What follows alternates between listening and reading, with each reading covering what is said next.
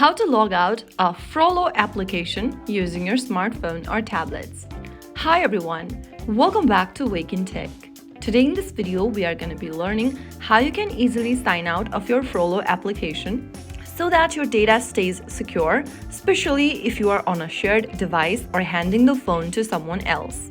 First of all, launch open your Frollo application on your mobile device.